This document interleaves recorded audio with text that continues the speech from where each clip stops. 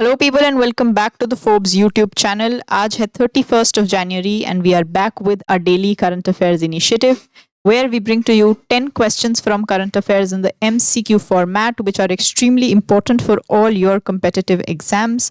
So without further ado, let's move to question 1 of the day. Ajit Pawar, the Maharashtra Deputy Chief Minister involved in a recent crash landing incident, is a leader of which political party?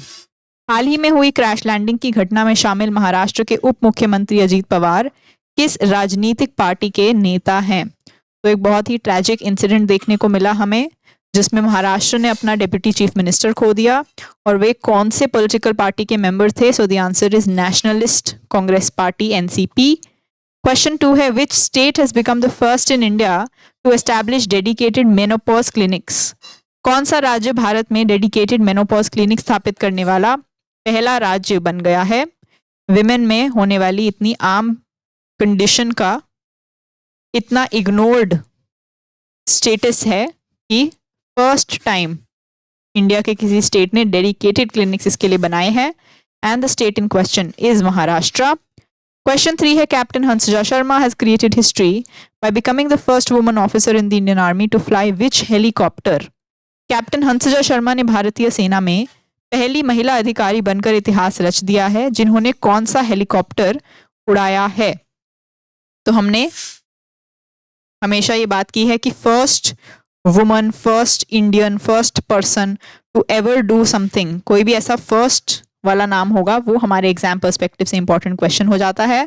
Here the right answer is Rudra armed helicopter. And question other way round भी पूछा जा सकता है कि Rudra armed helicopter उड़ाने वाली पहली Indian woman या first woman officer of Indian army कौन बनी? So the answer would be captain Hansja Sharma. Question 4 है what bilateral trade target has Canada set with India to be achieved by the end of decade? Canada ने इस दशक के आखिर तक भारत के साथ द्विपक्षीय व्यापार बढ़ाने के लिए क्या लक्ष्य तय किया है? सो बाय 2030 जो हमारा बायलैटरल ट्रेड टारगेट है विद कनाडा वो है $60 बिलियन का। Question number 5 है researchers from which state university discovered the new plant species Hoya nagensis, highlighting the region's rich yet underexplored biodiversity? किस राज्य की यूनिवर्सिटी के रिसर्च ने पौधे की नई प्रजाति होया नागेंसिस की खोज की है जो इस क्षेत्र की समृद्धि लेकिन अनदेखी बायोडाइवर्सिटी को उजागर करती है? समृद्ध लेकिन अनदेखी बायोडाइवर्सिटी को उजागर करती है and the answer is Nagaland. Question number 6 है which state has recently constituted platform-based gig workers welfare development board under 2025 act to formalize social security for gig workers?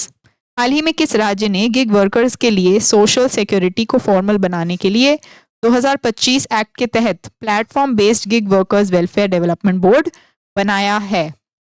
तो 2 से 3 स्टेट्स ही हैं जिनके पास डेडिकेटेड एक्ट है ऑन स्टेट लॉ है on gig या फिर platform workers.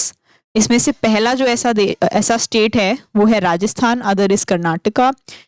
And अब हमें यहाँ पर पूछा गया है कि प्लेटफॉर्म बेस्ड गिग वर्कर्स के लिए जो वेलफेयर डेवलपमेंट बोर्ड है वो जो रीसेंट एक्ट है 2025 का वो कौन से स्टेट ने बनाया है? So here the answer is Karnataka. Question number 7 है which state has recently declared 2026 as the year of agriculture, emphasising agriculture and allied sectors as the basis of rural growth? हाल ही में किस राज्य ने 2026 को कृषि वर्ष घोषित किया है और ग्रामीण विकास के आधार के रूप में कृषि और उससे जुड़े क्षेत्रों पर जोर दिया है? तो हमें बताना है कि 2026 is the year of agriculture for which state? हमें स्टेट का नाम बताना है। सो the answer is Madhya Pradesh. Question number 8 है विच इंस्टीट्यूशन लॉन्च्ड संपूर्णता अभियान 2.0, a 3-month national campaign aimed at achieving saturation of key development indicators in aspirational districts and blocks?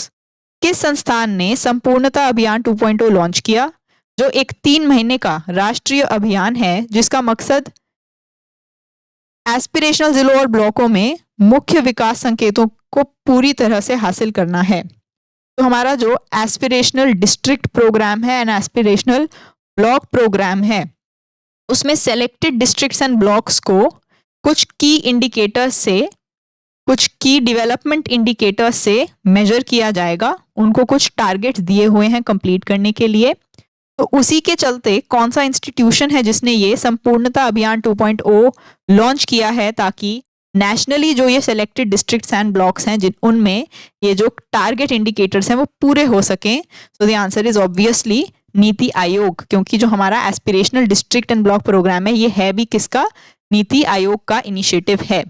Moving on to question 9, in which city did the 12th edition of Smile International Film Festival for Children and Youth begin as a 7-day platform using cinema to engage young audiences on social and global issues?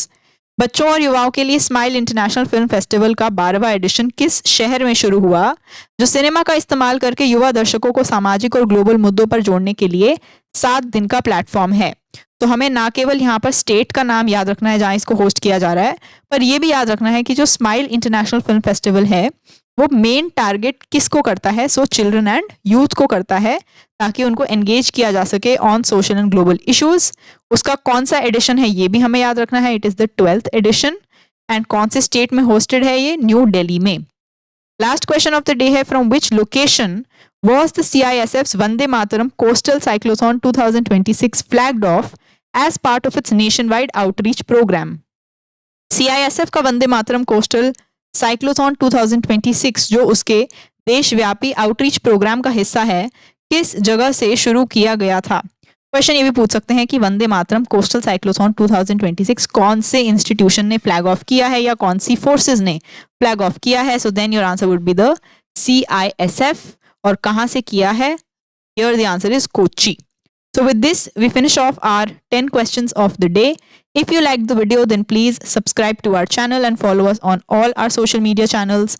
For ebooks, ePDFs and lots of daily updates for free, you have to join our Telegram. The link is in description. Thank you. Bye bye and keep learning.